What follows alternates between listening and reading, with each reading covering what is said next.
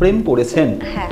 আজকে তার জন্য কোনো বার্তা আছে সেই প্রেমিকের জন্য? তো যদি কোনো মানুষ আমার সঙ্গে থাকে তার মানে সে সবকিছু ভালোবেসেই আমার সঙ্গে রয়েছে, আর যদি কেউ না থাকে তার মানে সে সবকিছু বুঝেই আমার সঙ্গে নেই। আপনার বাবাকে যতবার মঞ্চে উঠতে দেখেছি সবাই বলেছে বাপ কা বেটা, আপনি বাপ কি বেটি? আমার বাবার আশীর্বাদ, আমার মায়ের আশীর্বাদ যে তারা আমাদেরকে বাপ জেসা বেটি এই যে এই ব্র্যাকেটের মধ্যে ফেলেনি। এই সময়ে সে বিয়ের জন্য বিজ্ঞাপন দিতে হচ্ছে, যেখানে আপনি বলছেন where wonders happen I like to stay. আপনার জায়গা থেকে অভিনয়ের থেকে অনেক বেশি ইজি ছিল না, সেফ ছিল না ম্যাজিকটাকে ক্যারিয়ার করা? সম্পর্কটা যখন ভেঙেছে দুপক্ষেরই কিছু না কিছু দোষগুণ থাকে, সেই যেই জায়গাটা আপনার মনে পড়ছে কি কারণে কখন ভেঙেছিল, সেখান থেকে আজকে নিজেকে একটু বদলাতে চান? আমার মনে হয় কোনো সম্পর্ক সেই অর্থে ভাঙা যায় না। মানে একটা সম্পর্ক যখন থাকে সেই সম্পর্কতে ওটা থেকেই যায়, হয়তো কন্টিনিউড হয় না। মাত্র 22 বছর বয়সে একদম বাংলার প্রায় বলবো টপ লেভেলের পরিচালক এবং নায়কের বিপরীতে ডেবিউ। মানুষ তো বলবি পিসি সরকারের মেয়ে বলে পেয়েছে, কোনো স্ট্রাগল করতে হয়নি। অ্যাব্রাকাডাব্রা, হোকাস ফোকাস, ইন্দ্রজাল ফুসু, দেখা যায় যে কোথাও থেকে না কোথাও থেকে একটা কয়েনটা হ্যালো তো বলবেই, কিন্তু মজার ব্যাপারটা হলো যে যে কোনো জিনিস ডিসঅ্যাপিয়ারের থেকে অ্যাপিয়ার করাতে বেশি মজা। এবং আশা করছি যে মানুষের জীবনেও যে আনন্দ, যে ভরসা, সেটা বারবার পিসি সরকারের মেয়ে হিসেবেই ফিরিয়ে ফিরিয়ে আনবো।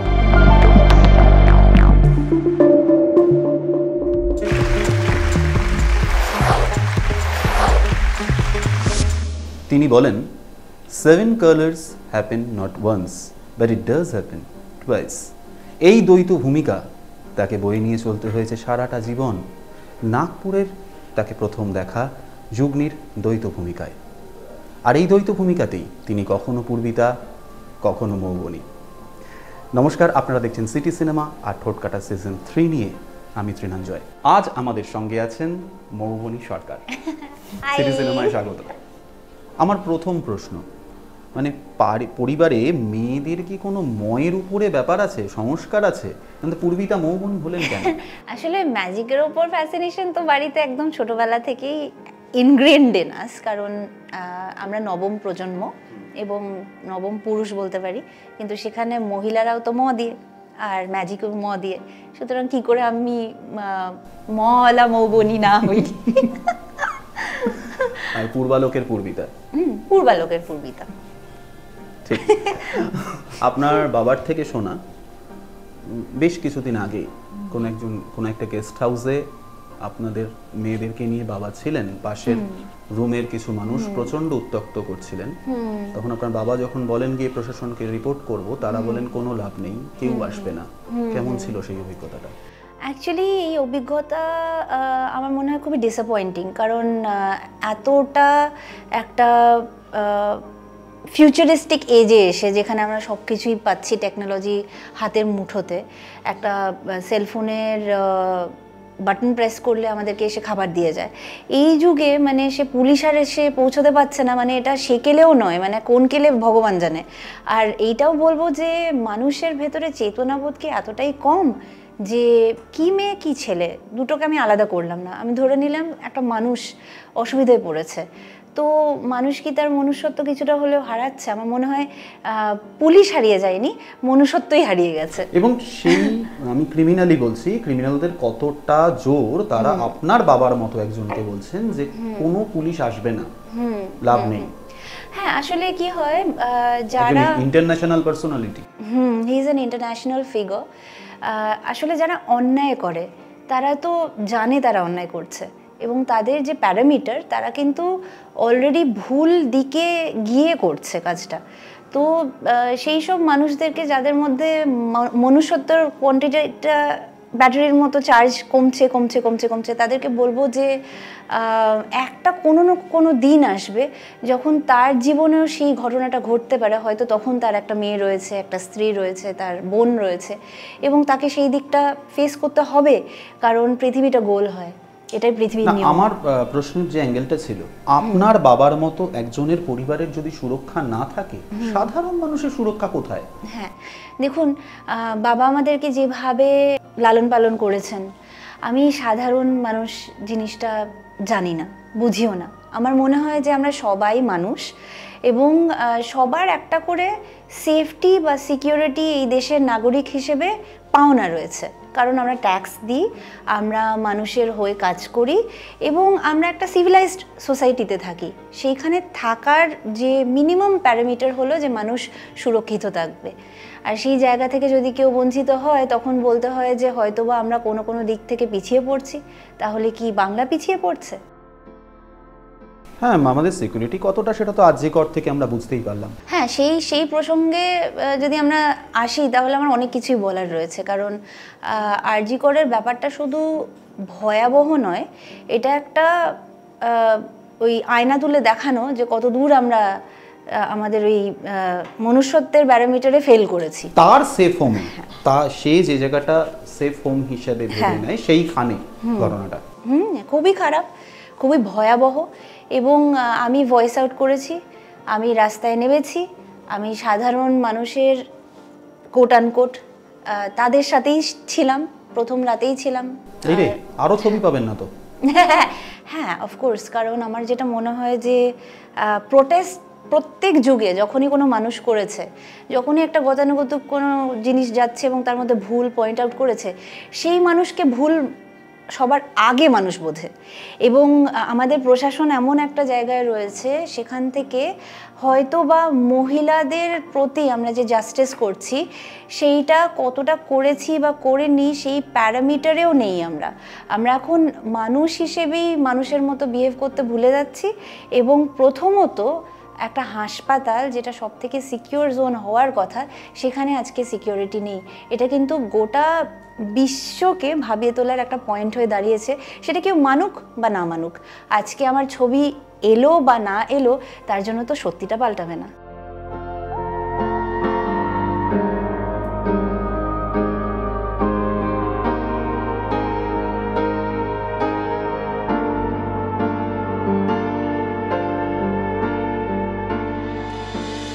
একদমই তাই। আমরা এই অত্যন্ত কঠিন বিষয়টা থেকে একটু লাইট বিষয়ে যাই। ছোটবেলা থেকে ম্যাজিকের আবহে বড় হওয়া, আমি একদম তুলনায় যাব, আপনার চোখে কে সেরা, ঠাকুর দাদা না বাবা? আমার মনে হয় আমার বাবা। কারণ আমি ম্যাজিক দাদুকে ফিল করেছি, আমি তাকে দাদু হিসেবে, তার ম্যাজিকের যে অরা হিসেবে, বাবার গল্পের মধ্যে দিয়ে ম্যাজিক দাদুকে যতটা ফিল করেছি, হয়তোবা সামনে ম্যাজিক দাদুকে দেখলে সেই যে এনিগমা, সেটা থেকে হয়তো কিছুটা পিছিয়ে যেতাম, কারণ বাবার ভাষার মধ্যে দিয়ে, তার উপলব্ধির মধ্যে দিয়ে, তার শিক্ষার মধ্যে দিয়ে দাদুকে খুঁজে পেয়েছি। আর সেই কারণে আজকে আমার কাছে আমার বাবার মধ্যে দিয়ে দাদুকে খুঁজে পাওয়া, তাই আমার কাছে আমার বাবা খুব খুব খুব বেশি প্রিয়। বাবারটা দেখতে দেখতে বড় হয়ে ওঠা। শুধু তাই নয়, আমি এটাই বলবো যে আমার মনে হয় যে প্রত্যেক প্রজন্ম তার অ্যানসেস্টার্সের একটা নমুনা, মানে এক্সাম্পল। তো যেরকম আমি সেই ইজমটাকে ধরে রাখবো আমার মধ্যে দিয়ে, তো বাবা এই এতগুলো যুগের ইজমটাকে ধরে রেখেছে তার মধ্যে দিয়ে, এবং তার একটা মিশ্রণ হয়েছে, মানে বাবা মার মিশ্রণ আমরা। তো এই যে আমাদের যে ইজমটা, সেইটা কিন্তু এখন আস্তে আস্তে দায়িত্ব আমাদের ওপরেও আসবে যে আমরা সেই টাইপটাকে ধরে রাখি, সেই ফর্মটাকে ধরে রাখি। এবং বাবার ক্ষেত্রে আমি দেখেছি, যখন as a son, he is such a wonderful son, মানে তার বাবাকে কিভাবে শ্রদ্ধা করতে হয়, ভক্তি জানাতে হয়, শুধু তার কাছ থেকে শিখেছি। এবং আমি সেটা ভবিষ্যতে শুধু নিজের সন্তান যদি হয় তাদেরকে শেখাবো, অতটা লোভী নই। আমি আমার আশেপাশে বন্ধু বান্ধব, আমার কলিগস, আমার চেনা পরিচিত যে কোনো মানুষকে এটা শিখিয়ে যেতেই চাইবো যে কিভাবে নিজের পূর্বপুরুষদেরকে শ্রদ্ধা জানাতে হয় এবং তাদেরকে মনে করে স্মরণ করে কোনো কাজ করলে তার মধ্যে যে একটা আলাদা অনুভূতি বা শক্তি, সেটা কিন্তু আধ্যাত্মিকতার ক্ষেত্রে শুধু এসে বলছি না, একটা ভ্যালুয়েশনের ক্ষেত্রেও যখন আমি বুঝবো যে কাপটা কেন কাপ এবং কি সূত্রে কাপ, তখন এটার প্রতি আমার ভালোবাসা, মর্যাদা সমস্তটা বেড়ে উঠবে। সেই রুটলেসনেসটা থেকেই বোধহয় আজকে একটা এত ভয়াবহ সিচুয়েশন আমরা ইয়েস করে দিয়েছি বেঙ্গলের বুকে, এবং আমাদের মনে হয়নি যে এটা একটা লজ্জাজনক ব্যাপার, এবং পাওয়ারের জন্য আজকে আমরা অনেক কিছু করতে পারি। No morality.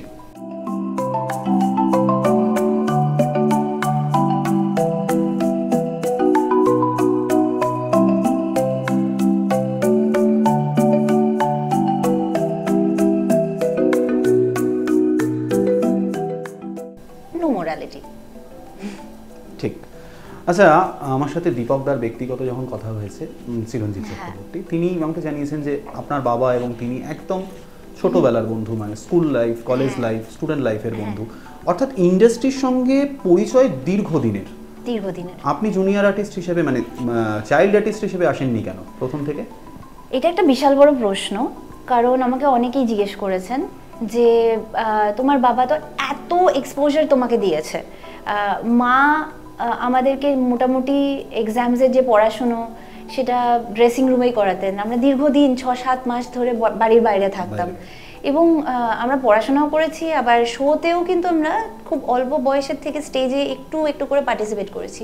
তো সেখানে সিনেমা জগতে কেন নয় অল্প বয়স থেকে, বা চাইল্ড আর্টিস্ট হিসেবে কেন নয় অল্প বয়স থেকে, যেখানে আপনি ড্রামা নিয়ে পড়েছেন শুরু থেকেই আপনার। আসলে ম্যাজিক তো আমরা খুব অল্প বয়স থেকেই করে এসেছি। ম্যাজিকটা না কখনোই মনে হতো না আমরা একটা বাইরের কিছু করছি, কারণ যখন আমি ম্যাজিক করেছি, ছুটি ছুটি বলে প্রোগ্রাম হোক বা নানা দেশ বিদেশের নানা জায়গায় হোক, তখন মনে হয়েছে যে একটা খুব ঘরোয়া পরিবেশে ন্যাচারালভাবে আমরা তো ম্যাজিক্যাল, এবং আমাদের ম্যাজিকেরই একটা পরিকাঠামো, তো তার বাইরে কিছু নয়।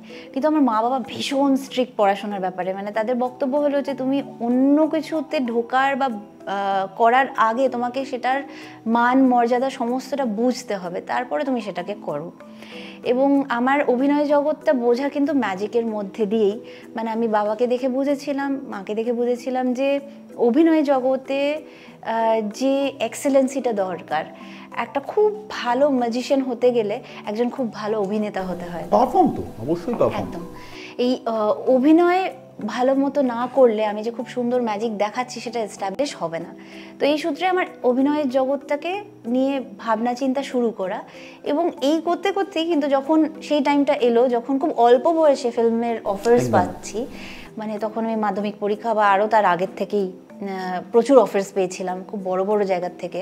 তো তখন আমার বাবা মা বলেছিল যে দেখো, পড়াশোনাটা আগে করতে হবে, পড়াশোনা করলে তারপরে তোমাকে সেই গ্র্যাজুয়েশনের পরে টিকিটটা দেওয়া হবে যে তুমি তোমার মনের মতো যা ইচ্ছে তুমি করতে পারো। তো এই কন্ডিশনটা অফকোর্স আমার ঠাকুরদাও বাবাকে দিয়েছিলেন পড়াশোনা আগে। তো সেই কারণে যদিও বা আমি অভিনয় জগতে আগেই আসতে পারতাম, কিন্তু আমার ওই গ্র্যাজুয়েশনের টাইম থেকে একটু একটু করে বড় পর্দার দিকে আমি চলে আসি।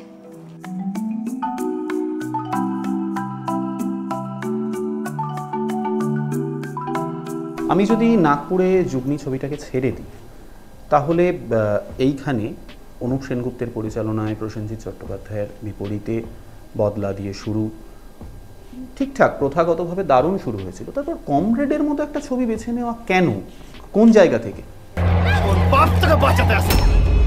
আসলে একটা টাইম পর্যন্ত খুব সুন্দরভাবে সেই ডলড আপ নায়িকা হিসেবে নিজেকে প্রমাণ দেওয়ার দীর্ঘবার পরে আমার মনে হলো একটা টাইম সবার আসে যখন একটা মহিলা হিসেবে মহিলাদের যে ভেতরকার কথা, মানে মনের দুঃখের কথা, সেই জায়গাটা যদি তুলে না ধরতে পারলাম, তখন আমার মনে হলো যে it is incomplete, the picture is incomplete. কারণ আমরা সবসময় ভাবি যে চকচকে ঝকঝকে জিনিসটা খুব সুন্দর হয় বোধহয়, কিন্তু আসলে ওই যে ধরুন একটা পোড়ো বাড়ি, তার মধ্যে যে ভাঙাচোরা অংশটা, সেটাও কিন্তু চোখে দেখতে ভীষণ ভালো লাগে, আর্টিস্টিক। শুধু তাই নয়, আমার মনে হয় যে যখন কোনো মহিলার হয়ে কথা আমি বলবো, তখনই কিন্তু as a woman, as a heroine আমি পুরোপুরি পিকচারটাকে কমপ্লিট করতে পারলাম। আর এই যে সারাক্ষণ প্রপসের মতো সাইডে দাঁড়িয়ে একটা গাছের মানে ব্রাঞ্চের মতো নিজেকে পেশ করে সেখান থেকে কোনো আমার কিছু করার নেই, বলার নেই, জাস্ট ডেকোরেশন, এইটার বিরুদ্ধে আমি। আমার মনে হয় যে মহিলারা আমাদের কালচারে, বেশিরভাগ নায়িকারাই ছবিতে ডেকোরেশন, আমার যেটা মনে হয় যে ডেকোরেটিভ অ্যাবিলিটিটা মেয়েদের যেহেতু একটু বেশি, বা সেই দিকে আমাদের হয়তো দিকটা বেশি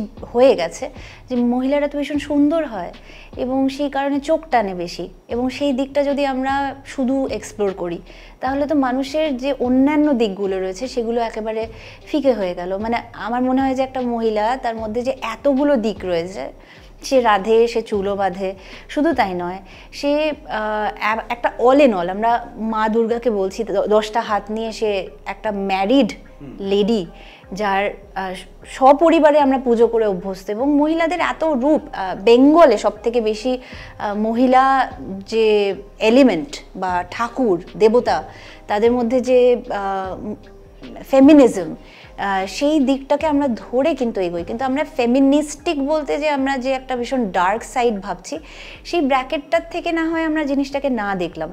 মানে একজন মহিলা শুধুই কি তার ডেকোরেটিভ ভ্যালুয়ের জন্যই পরিচিত হবে? আমার এটাই প্রশ্ন রইল। আপনি যখন বলেন দ্যাট ওম্যান সেইড, তখন কি সেটা ফেমিনিস্ট নয়?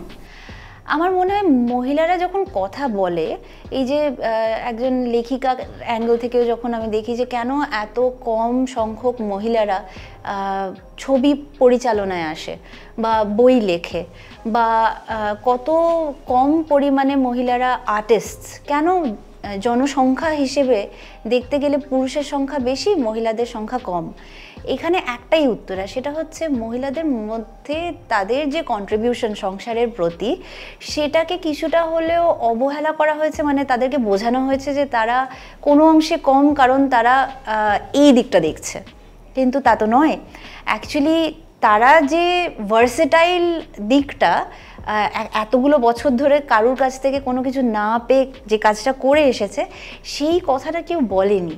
মানে তাদের যারা কাউন্টার পার্টস, তারা যদি এসে তাদেরকে প্রেজ করতো এবং সত্যি যে সাংঘাতিক পরিমাণের গুণ থাকলে একজন মহিলা সংসার সামলাতে পারে সেটা যদি তুলে ধরতো, তাহলে হয়তো আজকে এই ইমব্যালেন্সটা হতো না।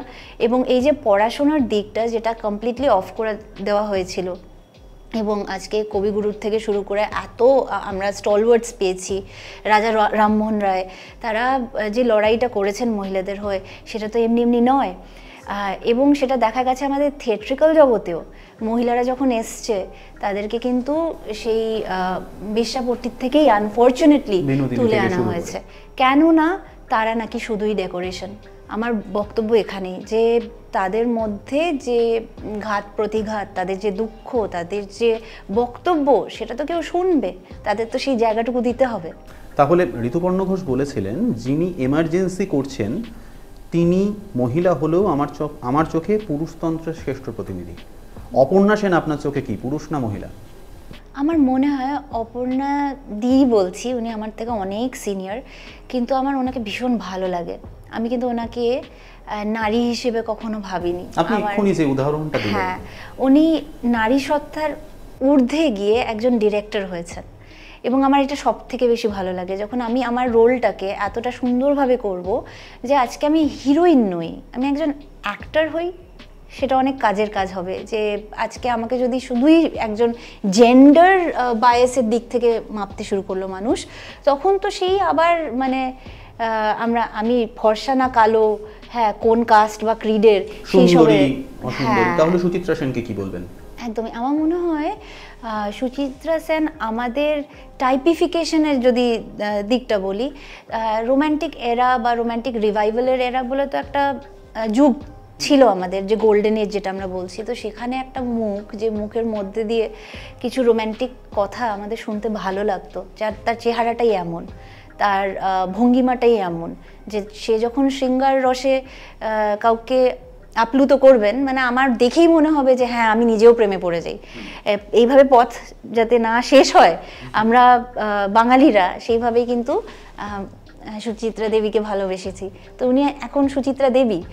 আমার মনে হয় না যে টাইপিফিকেশন ওইভাবে করা উচিত, যে উনি যে ভাবে ভাষা বলেছেন বা যেভাবে নিজেকে দেখিয়েছেন, উনি অসম্ভব সুন্দরী, কিন্তু উনি যে সাবস্ট্যান্সিয়াল সেটা কিন্তু উনি ওনার অভিনয়ের মধ্যে দিয়ে তুলে ধরেছেন প্রত্যেকটা স্টেজে, প্রত্যেকটা ফর্মে। এবং সেই মহিলা চরিত্রগুলো সপ্তপদীতে আমরা দেখছি যে একজন ডাক্তারের কথা বলছি, তো they very well nourished characters. কেউই কিন্তু সেই এমন জায়গা থেকে আসছে না যেখান থেকে সে স্বাবলম্বী নয়, একদমই মেরুদণ্ড সোজা করে আসছেন। আর অতগুলো যুগ আসার পরে, অতগুলো ট্রানজিশন আসার পরে, এতগুলো কন্ট্রিবিউশনের পরে যখন এই যুগে এসে নায়িকাকে আমি দেখছি শুধু একটা আইটেম, তখন আমার অস্বস্তি হচ্ছে। আমার মনে হচ্ছে যে সে যখন আইটেম, এই কথাটাই বা কোত্থেকে এলো। আচ্ছা বেশ, এই ঠিক এইখান থেকেই আমার পরের প্রশ্নটা আসছে। দেব বা জিতের প্রোডাকশনে আপনাকে পাওয়া যাচ্ছে না কেন? ওরা নিচ্ছে না, না আপনি করছেন না? এটা ওদেরকেই জিজ্ঞেস করবেন। অ্যাকচুয়ালি ব্যাপারটা হচ্ছে ওরা আমার সবার, মানে আমার পার্টিকুলারলি খুব ভালো বন্ধু, কিন্তু কেন ওদের সাথে কাজ হয়ে ওঠেনি সেটা শুধু ওরাই বলতে পারবে, কারণ আমার দিক থেকে কোনো না নেই। হ্যাঁ, জাস্ট এইটা আমি ফিল করেছি যে হয়তো কোনো কারণে ওদের দিক থেকে কিছু না রয়েছে, যেটা কেন রয়েছে সেটা তো ওনারাই বুঝতে পারবেন যে কেন রয়েছে। কারণ বুম্বাদার সাথে কাজ করেছি, বুম্বাদা এমন একজন অ্যাক্টর, আমার মনে হয় যে সবাই চাইবে তার সাথে একটা কোনো না কোনো কাজ করতে। আপনার সেই অর্থে ডেবিউ ওনার সাথে। So after working with him, মানে আমার মনে হয়েছিল যে he is genuinely a superstar, এবং একজন সেই রকম মানুষ যে এতগুলো যুগ ধরে পরপর এতগুলো কাজ আমাদেরকে গিফট করেছেন, তার কাছ থেকে প্রচুর শিখেছি। এবং পরবর্তীকালে দেবের সাথেও বাংলা ডান্সে একটা সুযোগ পেয়েছিলাম আর কি, যেখানে আমরা একসাথে ছিলাম, বা জিতের সাথেও কিছু রিয়ালিটি বেসড শো আমি করেছি। কিন্তু আমার মনে হয় যে এই যুগের প্রোটাগনিস্ট করা হয়নি। আর এই যুগের যদি এক্সাম্পল হিসেবে বলি, হয়তো সেই রকম চরিত্র, কারণ আমি একটু আপনি আপনার স্ট্যান্ডটা থেকেই আমি প্রশ্নটা করলাম, আপনি যে স্ট্যান্ডটা থেকে বিলং করেন, আপনার মনে হয় এই জন্য সুযোগটা কম আসছে? আমার মনে হয় তারা কিছুটা হলেও বায়াসড, অনেস্টলি বলছি, এবং সেটা আমি একদম খোলাখুলি বলছি। আমার মনে হয় যে তারা যেভাবে পৃথিবীটা দেখছেন আর আমি যেভাবে পৃথিবীটা দেখছি, তার মধ্যে অনেক পার্থক্য।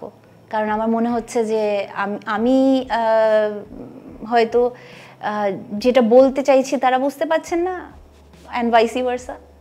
ওকে, কমরেড ছবিটা যখন করছেন সেটা ঠিক আজকের যুগ নয়, এখন থেকে অনেকটা পিছনে। সেই সময় পার্টিকুলার আপনি বুঝতে পারছেন আমি কোন দৃশ্যটার কথা বলছি, সেই দৃশ্যটা করা কি প্রডিউসারদের এই বার্তা দেওয়া যে আপনার এই ধরনের সাহসী দৃশ্যে কোনো আপত্তি নেই বা অসুবিধা নেই? হ্যাঁ, আমাকে একটা তো এনওসি প্রত্যেক আর্টিস্টকে সই করতে হয়, এবং আমার এখনও মনে আছে যে সেই টাইমটাতে আমি ইনজিওর্ড ছিলাম যখন আমি ডিসিশনটা নিই, এবং আমাকে ডক্টর বলেছিল তুমি কোনো ডিসিশন নেবে না এই সময়। কিন্তু আমি যে ডিসিশনটা নিয়েছিলাম সেটার জন্য আমি খুব খুশি যে আমি ওরকম একটা সাহসী দৃশ্যে নিজেকে তুলে ধরতে পেরেছি। প্রথমত ফিল্ম একটা ক্রাফট হিসেবে মানুষ বোঝে না, যেরকম ম্যাজিকের ক্ষেত্রে মানুষ বোঝে না যে ম্যাজিক মানেই কি একটা আধ্যাত্মিক ক্ষমতা, তা তো নয়। হ্যাঁ, আমি ম্যাজিক করছি মানে আমি মানে কোনো আধ্যাত্মিক ক্ষমতার মধ্যে দিয়ে কারোর ওপর বশ করছি বা কিছু একটা করছি, ওরকম অ্যাবনর্মাল কোনো সায়েন্স ইউজ করছি, যেটার মানে আমি বলেও বোঝাতে হয়তো পাচ্ছি না, কিন্তু অ্যাবনর্ম্যালিটি এর মধ্যে নেই, ইটস পিওর সায়েন্স। সেই রকমই সিনেম্যাটিক ওয়ার্ল্ডটাও কিন্তু কমপ্লিটলি ক্রাফটেড হয়, মানে যা আমরা দেখছি, যেভাবে দেখছি, সমস্তটা তৈরি করা হয় যাতে মানুষ সেই মুহূর্তের মধ্যে বড় পর্দার দিকে তাকিয়ে একটা অন্যরকম জগৎ খুঁজে পায়। এবং এইটাই ইন্টেনশনটা থাকে যে তাকে বিলিভ করানো যে যেটা তুমি দেখেছো এটা ঘটছে। তো সিনেমা ইজ এ সায়েন্স, এবং যেভাবে সিনেমা তৈরি হয় তার পেছনে প্রচুর রকমের আমাদের হোমওয়ার্ক থাকে, মেন্টাল বিল্ড আপ থাকে, সাইকি বিল্ড আপ থাকে। কারণ অ্যাক্টিং এমন একটা ক্রাফট, আমাদের কিছু বাইরে থেকে দেওয়া হয় না, ওই সম্পূর্ণটা যা যা আপনি দেখছেন চরিত্রর সাইকি দিয়েই তৈরি হয়।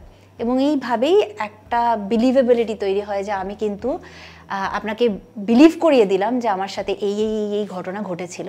এটাই হচ্ছে আমার পারদর্শিতা, যদি আপনি বিশ্বাস করতে পারেন যে এই ঘটনাগুলো ঘটেছিল। এবং সেটার জন্য আমার মনে হয় যে এই যে সাহসী, দুঃসাহসী, হ্যাঁ, বা এই যে ওভার অ্যাক্টিং, এই যে কথাগুলো আমরা বলি, এটা একটা মানুষের মনের ভেতরের ব্যারোমিটার। আজকে যে কালচারে মানুষ যেভাবে অভ্যস্ত সেটার বিরুদ্ধে যখন কিছু দেখে, তখন তার যে প্যারামিটার বা নর্ম সেটা আমরা চ্যালেঞ্জ করে ফেলি। তো এই ক্ষেত্রে আমার মনে হয়েছিল যে আমরা যে কথাগুলো বলছি, প্রথমত পলিটিক্যাল ইমপ্লিকেশন এখানে বিশাল রকমের ছিল, কিন্তু আমার যেটা মনে হয় যে একজন মহিলার যে কথা, সেটা যে পলিটিক্যাল ব্যাকগ্রাউন্ডেরই হোক না কেন, আজকে আমার চোখের সামনে যদি একটা মানুষ অপদস্থ হয়, আমি তাকে আমার হাত এগিয়ে দেবো এবং তারপরে ভাববো যে তার পলিটিক্যাল কালার কি, তার উপর কি রং দিয়ে কি মাখানো হয়েছে। আপনি আমাকে পরের প্রশ্নটা সুযোগ করে দিচ্ছেন বারবার করে। এইবার আমার প্রশ্ন, ওই ছবিটায় যিনি পরিচালক ছিলেন তিনি বর্তমানে সেই দলে আর নেই যে দলে তখন ছিলেন। বর্তমানে যে দলে তিনি আছেন সেখান থেকে যেই দলে তিনি ছিলেন তার বিরুদ্ধে প্রতিবাদ চলছে। কার হয়ে প্রতিবাদ করলেন, কখন প্রতিবাদ করলেন, এখন কার হয়ে প্রতিবাদ করবেন? আমার যেটা মনে হয়, আগে যা ছিলাম এখনও তাই আছি, কোনোদিনও পাল্টাবো না। আর গিরগিটির মতো রং পাল্টানোর যে খোলস সুলভ যে অ্যাপটিচিউডটা, সেটা অভিনেতাদের থাকে, কিন্তু সেটা কিন্তু সবসময় একটা পারপাসের জন্য, এবং সেটা ভুললে চলবে না। আমি প্রথম থেকেই মহিলাদের হয়ে অনেক কাজ করার চেষ্টা করেছি, এবং আমার মনে হয় পলিটিক্যাল কালারের বাইরে গিয়ে আমরা যখন শুধু মানুষ হিসেবে একটা যে কোনো সিচুয়েশনকে ভাববো, তখন সত্যি ভাববেন তো এগুলো যা ঘটে গেছে, যেগুলো দেখানো হয়েছে, সেটা যদি সত্যি হয়, এবং যেহেতু এটা সত্য ঘটনা অবলম্বনেই হয়েছিল, এবং সেই কারণে অনেক মানুষের পরিচালকের দাবি এবং অনেকের দাবি, এবং তাদের যে কথা, সেটা যতটা পারা যায় একজন আর্টিস্ট হিসেবে পৌঁছে দেওয়াটা হলো আমার কাজ। কারণ আমি যদি সেটা সঠিকভাবে পৌঁছালাম, তাহলে কিছু মানুষের কাছে সেই সুযোগটাও পৌঁছালো যে তার যদি সেটা পছন্দ হয় বা না হয়, সেটা তুলে ধরা বা কটা কথা বলা। কারণ যদি কথাই না উঠলো, তাহলে তো সেই জিনিসটা ঢেকে গেল।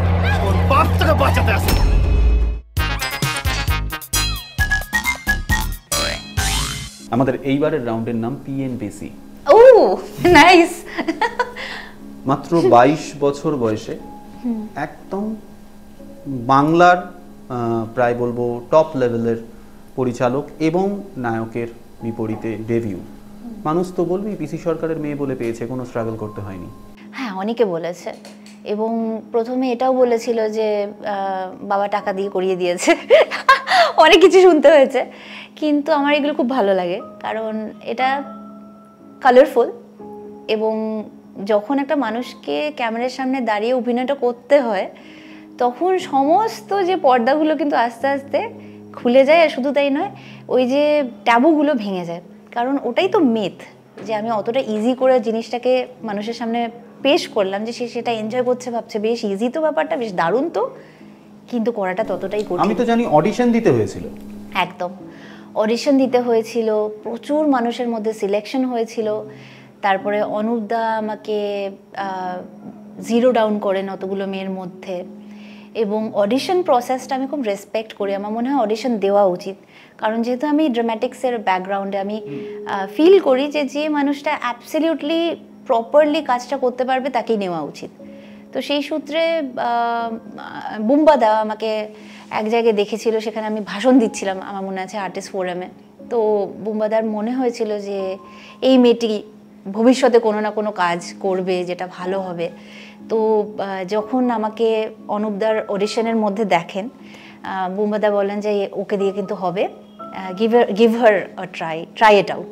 তো তারপরে যখন অভিনয় করি, অ্যাকচুয়ালি বদলাতে যে ক্যারেক্টারটা ছিল সেটা খুব লম্বা একটা চরিত্র, মানে একদম অল্প বয়সীর থেকে ম্যাচিওরিটি এসে তার বিয়ে হলো এবং তার বাচ্চা হলো, এই যে গ্রাফটা, একটা মহিলার যে গ্রাফটা, সেই কারণে আমি আমার দিক থেকেও খুব পছন্দ করে চরিত্রটা করেছিলাম। কারণ আমার মনে হলো যে এই যে মহিলাদের গ্রাফ, এই যে আমাদের চিরকালের কনসেপ্ট যে মহিলারা ঠিক বিয়েটা হয়ে যাওয়ার পর থেকে অফ হয়ে যাবে, এই যে চেঞ্জ করার যে মানুষগুলো যারা চেঞ্জ করেছে, আমি একদম খুব প্রাউডলি বলতে পারি তাদের মধ্যে আমি একজন, যে করে দেখিয়েছি যে একটা মেয়ের লাইফ কিন্তু অনেকটা রান করে একদম সেই বার্ধক্য পর্যন্ত। সুতরাং তাকে যদি আমি অ্যাপ্রিসিয়েট করতে চাই, তার নানা কালার্স যদি আমি দেখতে চাই, তাকে তো দেখাতে হবে আমি কি করে পুরনো যুগের মতো একটি ছেলেকে মেকআপ করিয়ে মেয়ে বানাবো। ইটস সো আনরোম্যান্টিক একদম। এবং একটি বয়স্ক একদম সে কুঁচকে যাওয়া বুড়িমা, তার মধ্যে যে মিষ্টি ভাব, সেটাকে আমি কোনো বুড়ো দাদুকে দিয়ে দেখাতে পারবো? সেটাই তো, যার জায়গা যেখানে সেই জায়গাটা তো দেখাতেই হবে, এবং রিয়েলিস্টিক মুভি ইজ দ্যাট। আমি বুম্বাদার কথা আপনিই তুললেন, আমি বলছি বুম্বাদাকে দুটি পাতা থেকে শুরু করে বিশ্বজিতের ছেলে ট্যাগটা খুব কষ্ট করে লড়াই করে কাটাতে হয়েছে। আপনার গা থেকে কি আদেও পিসি সরকারের মেয়ে ট্যাগটা গেছে? আমি কোনোদিনও চাই না এই ট্যাগটা আমার গা থেকে যাক। আমার বাবার সাথে আমার কোনো কম্পিটিশন নেই, থাকবেও না, কারণ আমি সত্যি তার মেয়ে। এবং শুধু তাই নয়, আমি জানি না কেন মানুষ এইভাবে ভাবে। আমাকে যদি কেউ পিসি সরকারের মেয়ে বলে ডাকলো, তো আমি তো গর্বে একেবারে নেচে উঠি। মানে আমার এরকম মনে হয় যে আমার জীবনটা সার্থক হলো। শুধু তাই নয়, আমার বাবা মায় বুঝিয়েছেন যে পিসি সরকারের মেয়ে হয়ে ওঠাটা কিন্তু একটা বিশাল বড় কাজ, কারণ মানুষকে সেটা অ্যাকসেপ্ট করতে হবে। মানুষ যদি সেটা অ্যাকসেপ্ট করতে না পারলো, মানুষের হাতেই সমস্তটা, সে কিন্তু নিমেষের মধ্যে ছুঁড়েও ফেলে দিতে পারে। 3 বোনের মধ্যে সব থেকে বেশি কে পেরেছেন পিসি সরকারের মেয়ে হতে? আমার মনে হয় আমার 2 বোন হচ্ছে আমারই এক্সটেনশন। এবং যদি আমি বলি যে আমার যদি আরেকটা রূপ থাকতো এবং আরেকটা রূপ থাকতো, তাহলে আমার বড়দি হতো আর আমার ছোট বোন হতো। এবং আমরা একটা স্যান্ডউইচের মতো, সবাই একসাথে থাকলে খুব টেস্টি। আর শুধু তাই নয়, আলাদা আলাদাভাবে টেস্ট নেই না, টেস্ট আছে, কিন্তু 3টে ডাইমেনশনের মতো, যেরকম লেন্থ, ব্রেথ আর হাইট একটা জিনিসকে ডিফাইন করে, আমরা ঠিক সেরকম। আচ্ছা, তাহলে আমি এখান থেকে আরেকটা খুব গোদা প্রশ্ন করি। সেটা হচ্ছে, আপনার জায়গা থেকে অভিনয়ের থেকে অনেক বেশি ইজি ছিল না, সেফ ছিল না ম্যাজিকটাকে ক্যারিয়ার করা? দেখুন, ম্যাজিক এমন একটা সাবজেক্ট যে তার মধ্যে নানা রকমের লিমিটেশনস নেই। আমি বলবো ম্যাজিক সাবজেক্টটাই এমন যে যেখান থেকে লিমিটেশনস শেষ হয়, সেখান থেকে ম্যাজিক শুরু হয়। তো ম্যাজিকের ক্ষেত্রে আমি কোনো ব্র্যাকেট তো টানতে পারি না, মেন্টালি অ্যাটলিস্ট। আমি এটাই বলবো যে যদি আমি ম্যাজিক করছি না বলি, তাহলে তো ভুল হবে। কারণ আমার স্বপ্ন ছিল আমি অভিনয় জগতের জাদুকরি হব এবং রূপলি জগতের জাদুকরি হব। আর আজকে আমি তো সেটাই করছি। আমি যেখানে আছি, যেরমভাবে আছি, ম্যাজিকই করছি, ম্যাজিকই করব। ওয়েব সিরিজ আসছে বেশ কিছু। হ্যাঁ, অনেক কিছুই আসছে। এবং আমার মনে হয় যে যেরকম আর্টসের ভাষান্তর আমরা যখন বলি, একটা নাচের প্রদর্শনী, সেটার মধ্যে যখন আমরা ম্যাজিক খুঁজে পাই, আর একটা চিত্র প্রদর্শনী, তার মধ্যে যদি আমরা ম্যাজিক খুঁজে পাই, আবার একটা ফিল্ম, তার মধ্যে একটা অভিনয়ের এক্সেলেন্ট পোর্শনে যদি আমরা ম্যাজিক খুঁজে পাই, তাহলে কিন্তু সমস্তটাই ম্যাজিকই হলো। তাহলে আমি এইভাবে দেখছি বিষয়টাকে, আঁকা, নাচ, অভিনয়, আপনি পুরোটার মেরুদণ্ড করছেন ম্যাজিক। শুধু তাই নয়, আমার মনে হয় আমি যাই করি না কেন, যেখানেই যাই না কেন, আমি ম্যাজিকই করব। এবং আমার স্টাইলটা হয়তো আলাদা, এবং আমি যেভাবে ম্যাজিককে দেখেছি সেটা হয়তো একটা নতুন দিশা।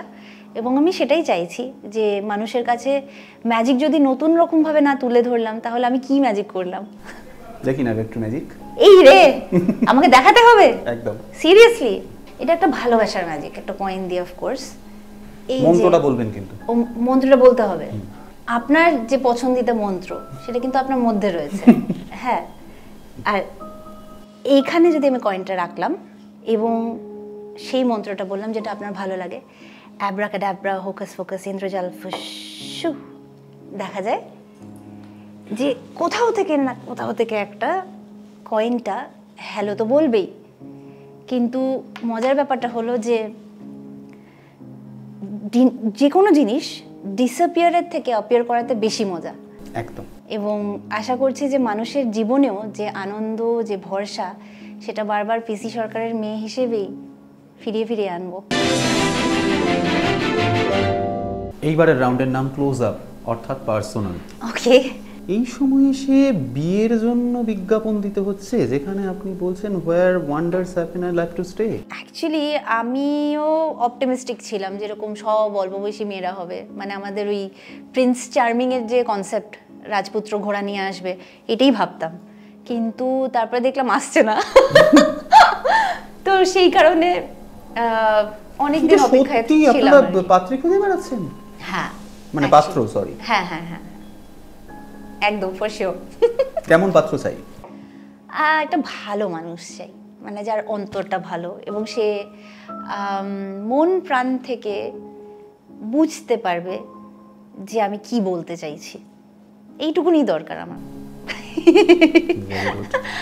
দেখুন, আপনার প্রিয় ঋতু বসন্ত, আপনি রমকম পছন্দ করেন এবং রোম্যান্টিক, আপনি নিজেকে রোম্যান্টিক বলেই বলেন সব সময়, তাই প্রেম করেননি এটা হতেই পারে না। প্রেম করেছেন, হ্যাঁ। সেই যে প্রেমটা করেছেন, আজকে তার জন্য কোনো বার্তা আছে সেই প্রেমিকের জন্য?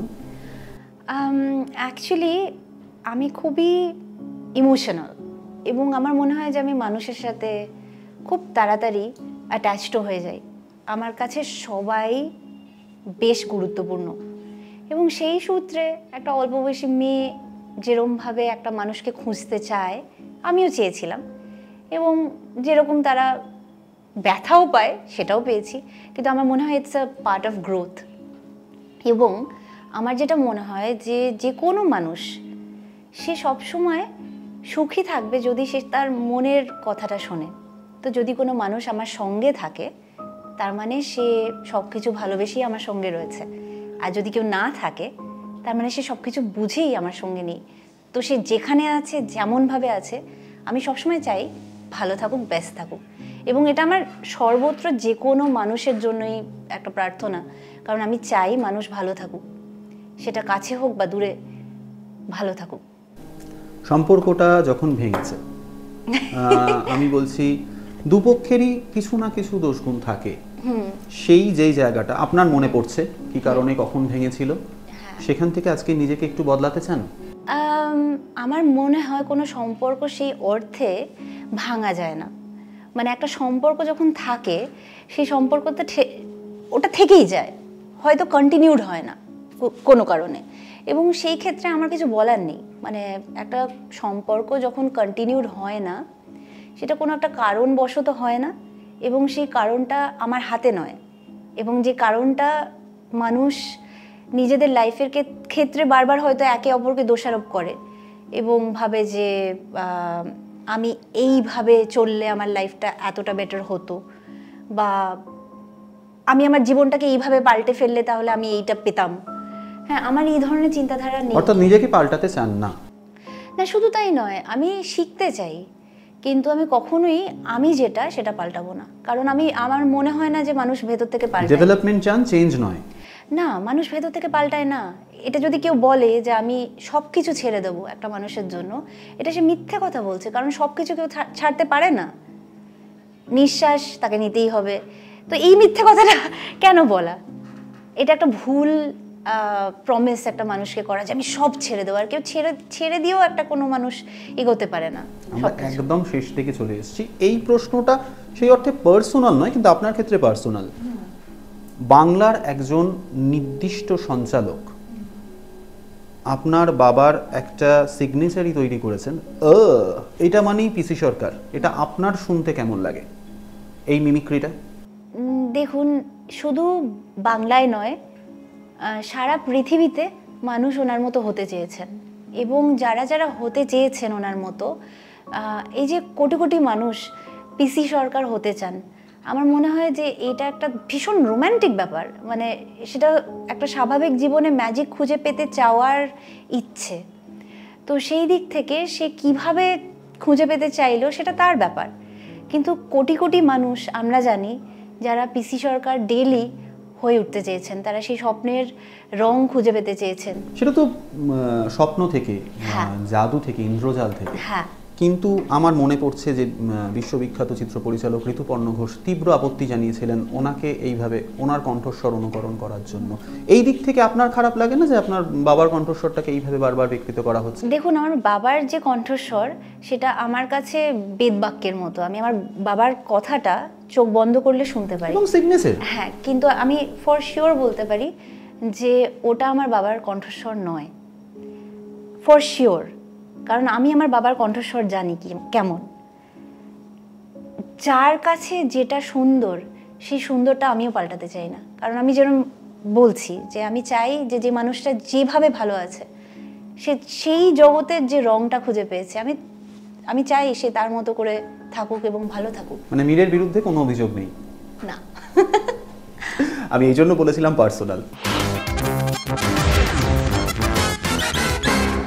আমার ছোট্টবেলা থেকে সম্মোহিত হয়ে থেকেছি, মনে পড়ছে যতবার আমি আপনার ঠাকুরদাদাকে দেখিনি, আপনার বাবাকে যতবার মঞ্চে উঠতে দেখেছি সবাই বলেছে বাপ কা বেটা।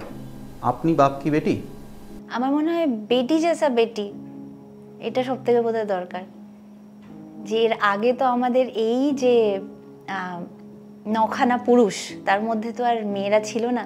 সেখানে আমার মা এসে স্টেজে রীতিমতো দাপিয়ে ম্যাজিক শো করেন। হ্যাঁ, তো তারপরে আমার বড়দি as the next generation of magic contest করে সেই কনসেপ্টটাকে, এবং আমাদেরকে প্রচুর মানুষকে বোঝাতে হয় যে মেয়েরা পারে। সেইখান থেকে আমার বাবার আশীর্বাদ, আমার মায়ের আশীর্বাদ, যে তারা আমাদেরকে বাপ জেসা বেটি এই যে ব্র্যাকেট, এই ব্র্যাকেটের মধ্যে ফেলেনি নি। তারা বলেছে তুমি যেমন, তুমি সুন্দর, যেভাবে দাঁড়াবে, যে কথা বলবে, যেমনভাবে থাকবে, সেটাই পৃথিবী। এমনই ঠোটকাটাদের আমরা নিয়ে আসি আমাদের এই বিশেষ শোতে। আজকের পর্ব এইটুকুনি। আপনারা শুনলেন ঠোটকাটা অকপট মৌবনী সরকারের কথা। এমনই বিভিন্ন ঠোটকাটাদের আমরা নিয়ে আসি আমাদের এই বিশেষ শোতে। টলিউডের বিভিন্ন দিকের খবর পেতে আপনাদের চোখ থাকুক সিটি সিনেমায়। টলিউডের latest update, gossip and entertainment পেতে সাবস্ক্রাইব করুন শুধুমাত্র সিটি সিনেমা, আর ফলো করুন সিটি সিনেমার Instagram, Facebook, Twitter and ShareChat page.